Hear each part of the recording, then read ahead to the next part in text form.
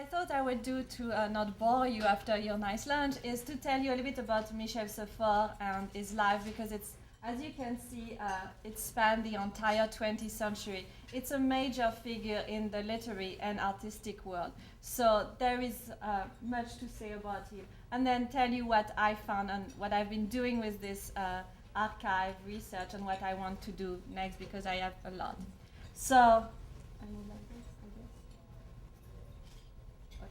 So, the real name of Michel Sefort is Fernand Bertelaar. Is born in Antwerp, in the Flemish part of the Netherlands. And he grew up in a wealthy family, but at that time it was forbidden to speak Flemish, you had to speak French.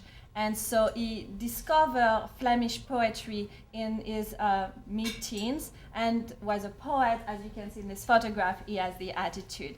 So he became very early on, left school, got an inheritance which allowed him to be independent and become called Flamingo poet. So somebody was promoting Flemish culture, which at that time got him into trouble, arrested, and so on.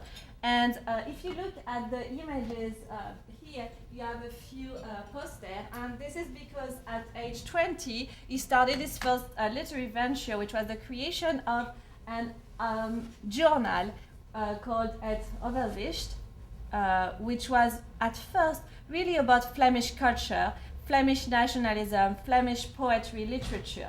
And quickly, as you can already see in the look of the magazine, it switched from Flemish to modern art and modern design. And it came mostly to meeting a painter in Antwerp, Joseph Peters, who was doing geometric abstraction, which in the early 20s was quite new. So Sefort discovered this and find this is amazing and changed completely the focus of the journal from something that was promoting Flemish, rather political, to art and culture and international avant-garde. And so this, and I just put a few images that I took there, he got into contact with the entire European avant-garde, meeting people, sending postcards, asking them to send him his magazine, sending letter. So this is a very rich, I just wanted to give you an example. This is a postcard that Molinage is sending him. So he was friend with all those people, traveled in the Bauhaus in Germany, traveled, was very friend with all the Dadaists, the Futurists, really at the core. Because he got so involved with the visual arts, he decided, of course, to move to Paris, which was the place to go. And so in the like around 1925, he moved to Paris, and he has his best discovery, the first love of his life, which is Piet Mondrian, you can see here, the abstract artist. And they became very close friends. Here you see Sefort is quite hidden. And Piet Mondrian and him had the same interest in spirituality, utopian idea about art, and Michel Sefort wanted to do a poetry that would look like Mondrian painting. And this happened at one point when they collaborated on a piece, a poem, tableau, where Mondrian and Sefort worked together. At that point, he also in 1925 created this unique magazine that has only one issue, the Esprit Nouveau, so the New Spirit. And I don't know if you can see, but if you just look at the list of the people who are part of it, it's really like a roster of all the avant-garde of the time. And he was friends with all those people and did both of them. The issue is interesting, but what was the most interesting is that they had a lot of evening. He did all those party evening where in poems. So if you imagine futurist evening and you imagine them doing them, so poetry, music, dance, mask, and a little bit crazy. And for those who know Mondrian and think Mondrian was a very dry and boring person, you can see him pausing in the middle, and they love jazz, they love to dance, they were. So, yes, Mondrian was a big jazz dancer, and Sefort is here. So this is in 1929, 1930 that he did what is very famous for, which is the Cercle Carré, which was first a magazine that had 3 issues, and a group of people. And the logo is maybe one of the things that marked the most the history. And this came with the impulse of the Uruguayan artist Torres Garcia, who was in Paris, and they became friends with Michel Sefort and with Piet Mondrian, and here you have Anton Garland, who is a Belgian artist, and they decided that they had no money, no space to exhibit, so they needed to do something together, although they disagree on everything. But that was their idea. And if you look here, you can see the poster for the exhibition, one exhibition they did of this, but it just fell apart after that. But here you can see, and just for pleasure, for people who know, this is Hans Harp, this is Torres Garcia, this is Mondrian, this is Vasily Kandinsky, and this is Uccello, the futurist. So it's really like, for people who know this period, it's very moving, because it's like, this is the only time when Kandinsky and Mondrian met. So maybe for a lot of you it's like, but for us it's like, oh my God, they met. So that became like the fascination for art historian. You would indulge me in my... And this is another, so you can see the work they were doing were not really figurative, but some were really abstract, other were figurative. It was like geometrization, something. And I love, if you see Torres Garcia, after reading all his letter, I can tell you that the face looked like It's intense. And so there is a lot of exchange of letters. This is a letter by Torres Garcia that is in the archive, of course, and this is the way they were writing to Michel Sefort. So again, during that period, he sent this to everybody in Europe. They sent him, so he's really at the center of all this through the magazine. And I could not resist to put this out for you, although it was not very interesting for me, but it's signed Ton Pierre, so yours, Peter. But in French, you don't really say it. It's very Germanic to say it, and it's Piet Mondrian. And I just thought that was so cute to have Piet Mondrian saying Ton Pierre. I don't know. Anyway. So they were talking. And, well, after that, after the Cercle Carré, Sefort got sick, tuberculosis, had to leave Paris, go to the south of France, almost die. When he come back, it's all about religion. And he has, like, for a long period of his life, it's all about religion, faith. He writes books, he writes novels, and this is his mess. He goes to move in the south of France, cut contact with the avant-garde, and become very spiritual. With the rise of fascism and the attitude of the Catholic Church, he has a big breakdown, because this is not what he wants to do.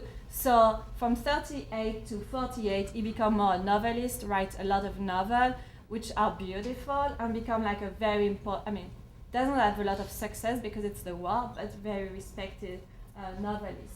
So I just put some of his novels. But he has no money, he's living really very poor in like awful. So in 48, he decided to go back to Paris. And because when he arrived, everybody remember him, his friends are there, and there is an interest to have exhibition. So he has to organize exhibition of the pioneer of abstraction, because they all died, and he's still there because he was much younger. So let's do exhibition, let's start to write books. And so until the 70s, most of his career is writing books on abstraction, organizing exhibition.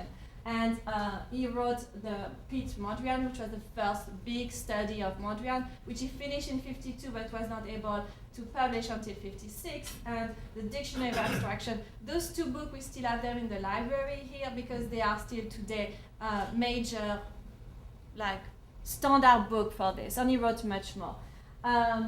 He became not just an art historian, but also a critic, because he was hired by a newspaper, and I was also interested in him, that some of you know that I'm obsessed by American art in Europe. So he was one of the first ones to go to the United States and we bring back a long essay about American art. So that was something that I was also interested in.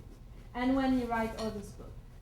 Now, when geometric art became famous again in the late 50s, early 60s, with kinetic art, geometrical art, he's making a huge comeback, and all the young people are writing to him saying, you are a model, all that you did with Cercle Carré, and Cercle Carré became this very important thing in the late 60s, exhibition, dissertation, book, and it became very famous, and he became very famous.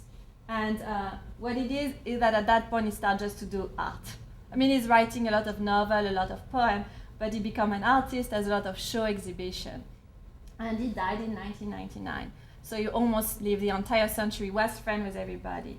So when he died, and I took a few pictures for you when I was there 2 years ago so that I could show, give you an idea. So this is the Letterhuis in Antwerp, which is a literary place.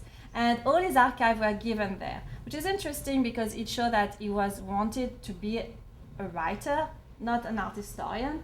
And he wanted to be to this place that is just about art, not about literature, and also to be in the city that he hated to love, or loved to hate.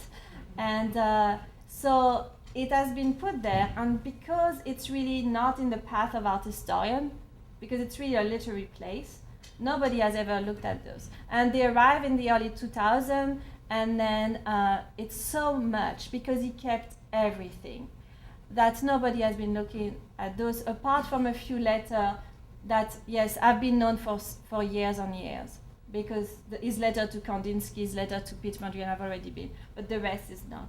So you would, they took a picture of me, because I wanted to show you the amount of work. I could not go when I went downstairs. They did not allow me to take picture of this, but I wanted to show you that all those boxes are just the box. I think if my memory is correct, there was 260 something boxes like this, which are just his correspondence, just his letter. And letter that span from the early century when he started his first journal to the re-edition of his Dictionary of Abstract Art. And everywhere letter that he kept, letter that he sent, and then the letter they received. And when he was writing his dictionary, people would send them their entire life story so that he could include it. So it's a lot of exchange. And when you look like Willy Baumeister, the exchange starts in the early, like 1922, up to the death of Willy Baumeister. So a lot of artists, the long correspondence when you can follow. So when I went there, I could spend 3 weeks, and my goal was to look at everything. They thought I was crazy. I would never do this. They were like, and I think I did it. And it was fascinating to be able to look at all this, because I had a few things that I thought would be interesting, but you never know. And I found much more than I expected to find. And so just to finish, I wanted to show you like 4 things that I found that were interesting. One about Belgium and the Belgium art world, which I was finishing, reworking my dissertation into a book at that point, and I'm working on the geopolitics of the art world after the Second World War. And Belgium was very interesting to me, but I could not get access to information. I knew collector, but it was very difficult. When I was there, because he had been working with Belgium collector, with people, I found a few things. And also just being there for 3 weeks allowed me to meet art historians in Antwerp and get to know them, and then started, and I added several chapters to my book just on Belgium, and was obsessed for Belgium. For people who know me and still today, I can. But that was very interesting because Belgium don't talk. So that was the first thing that really, I think, improved my manuscript, which I finished sometime. Really much more, because you can't find anything about those people.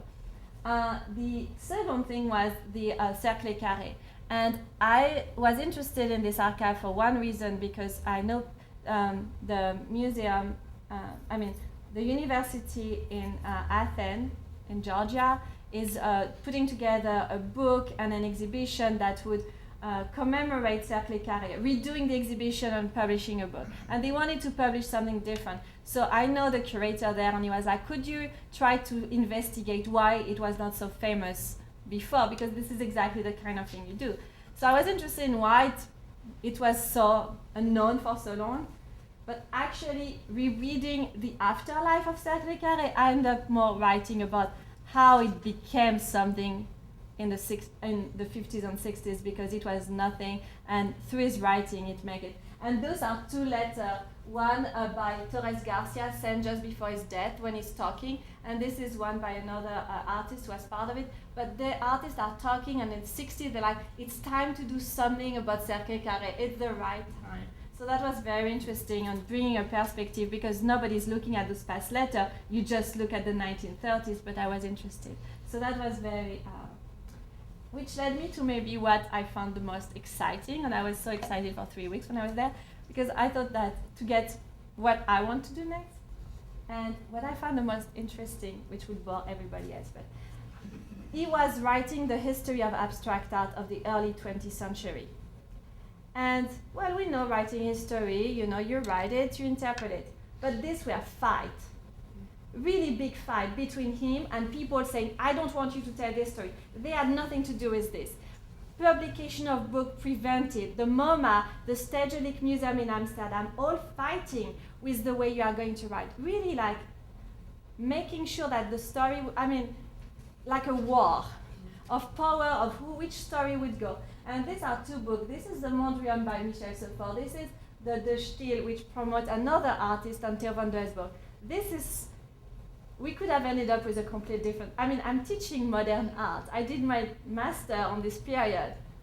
And I'm thinking when I see this, how it came about in the 50s, and we could have ended up with a very different story, and how it was completely constructed by fight and by discussion.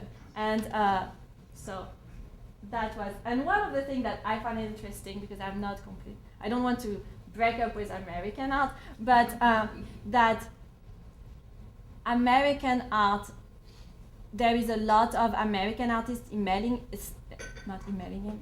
sending him letter in the 50s and 60s saying, you need to write the history of American abstract art. You need to write it. You know it's wrong what they are saying. And people like Franz Klein saying, I want you to write this story. And he's like, I can't do it.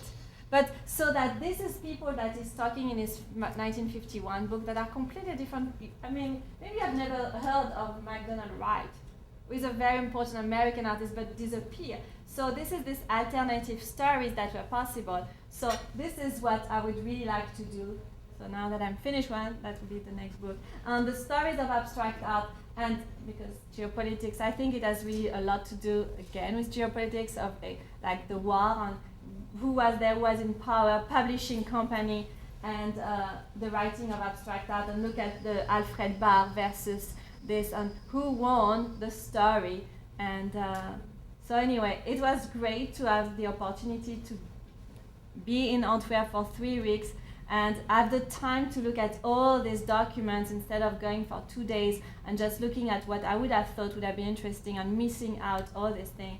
And also being there, because I was able to meet art historians. I emailed everybody and was like, I'm coming, and they met with me, gave me, and I've been working with several of them since then. And so that was. So now I have one part of the story. Now I need to get the other part at MoMA to see what they are saying, because, so anyway, that was my story, yes.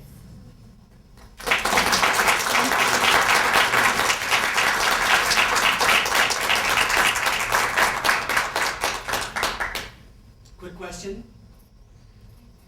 Yes. Okay. I was wondering, with him having passed away so recently, do you think there are documents and things that haven't been given to archives yet? Everything has been given, but you have to ask permission to his granddaughter, and I had to be in contact with her, and when I said what I was interested in, there was no problem. What they don't want is people to write on the flamingo part.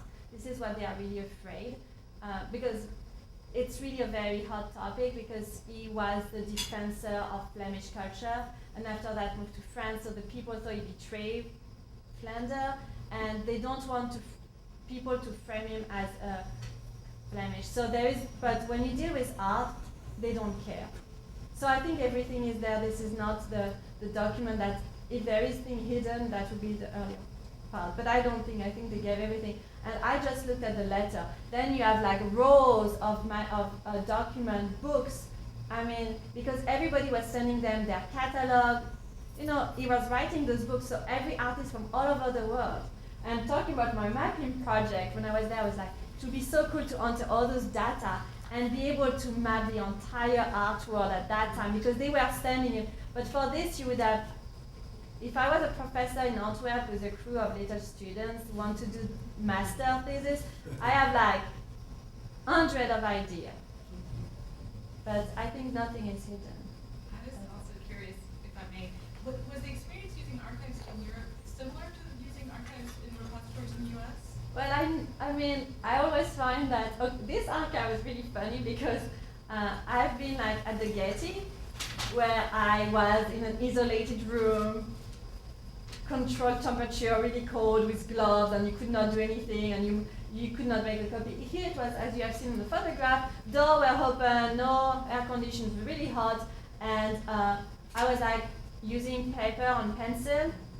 I mean, people had pen, and nobody was caring. I could copy everything I wanted. They did not care. At the end, they were like, because at first I think they were not taking me seriously when I said I wanted to see everything. And by the second week, they were like taking stuff to me and asking me. And by the last week, when I left, they were like, okay, Friday, you come with us. We show you you go in the basement and look at everything, and we leave you in the basement to look at things. And it happened to me in Germany too, like when they see that you are serious and that you want to give you direct access. So that happened to me, which is not the same. Here, where you can't touch anything. I could make copy. I mean, you know, at one point I went back to the copier, there was somebody had left things. And at one point, because there was so much wind, you know, my thing would fly, and I put a lot of things. I mean, that was. Yes. I was very careful. I did not touch my hand, and but no, I mean, I had the letter by Kandinsky in my hand. Nobody cared. I was like, oh. What did he do during World War II? During World War II, so he was living in the south of France in this so which was not occupied, and he was hiding a little bit, and he was lucky because he was friends with all the wrong people, and he had, especially during the rise of fascism, write a lot of text against. I mean, Hitler was one of the first ones. So because he used his original name, the authority did not know him, but he had an entire escape plan, and he was working actually for the resistance, going to visit Belgium, prisoner, and delivering things, but he was writing, hiding. And at the same time, he was always sick. So when he arrived in Paris in '48, he was like really on the verge of collapse. So that's why he embraced a career of art historian out of despair, which is funny because you'd be like, why would you? It's not a great career to make money. Germany, thank you. Catherine.